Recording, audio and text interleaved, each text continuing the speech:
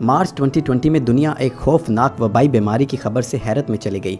ना सिर्फ ये कि सेहत के हौलनाक नताइज बल्कि इसके अलावा बहुत से लोगों को माली मसाइल का भी सामना करना पड़ा।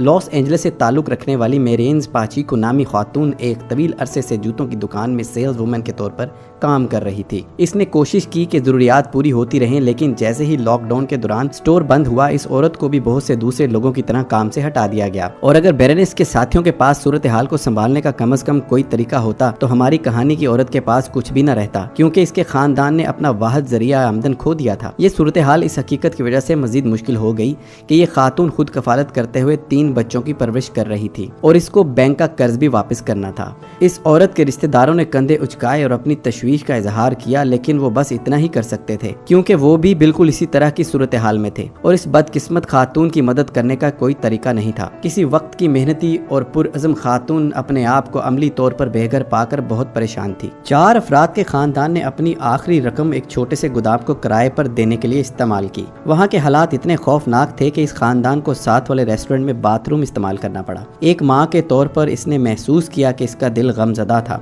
इसने महसूस किया कि इसने अपने बच्चों को नाकाम किया है। इस गोदाम में वो अब फंस चुके हैं और जिंदगी किस तरह मामूल पर वापस लाई जाए। इस औरत के सबसे बड़े बेटे अरुण के लिए मुश्किल बहुत ज्यादा थी। इसने बाकी खानदान से भी ज्यादा अपनी पिछली जिंदगी को याद किया। अपनी छोटी उम्र की वजह से लड़का समझ नहीं पाया कि अचानक उसे अपनी माँ और अपनी 2 बहनों के साथ इस छोटे से गोदाम में क्यों रहना पड़ा। वो लड़का अपनी माँ को रोजाना मुश्किल से मुश्किल सवालात से परेशान करता। एक दिन औरत ने मजाक में कहा कि अगर वो कुछ बदलना चाहता है तो वो अपना कारोबार शुरू करे। औरत का मतलब ये नहीं था और उसे याद भी नहीं था कि उसने ऐसा मशवरा अपने बेटे को कब दिया, लेकिन लड़के ने अपनी माँ के अल्फाज को याद रखा और वो संजीदगी से सोचने लगा वो अपनी माँ की मदद करने के लिए ऐसा क्या कर सकता है।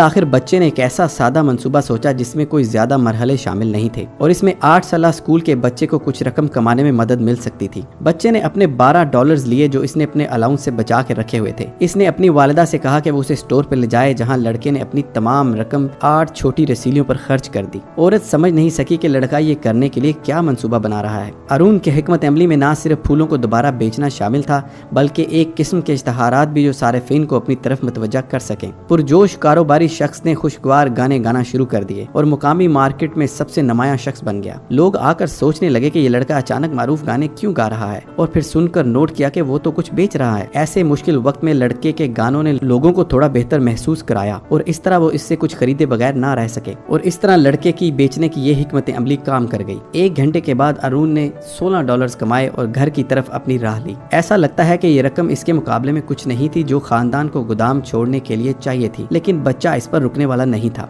अगले चंद दिनों में अरुण ने अपनी आमदनी को दोबारा अपने कारोबार में लगा दिया, यहाँ तक कि इसने अपने पहले $100 कमाए। इसके गैर रवायती फरोख्त का तरीक़ेकार इतना मौसर साबित हुआ कि इस लड़के ने अपने कारोबार को बढ़ाना शुरू कर दिया और वो इस कारोबार से लुत्फ अंदोज भी होने लगा और इसने बहुत ज्यादा मेहनत की।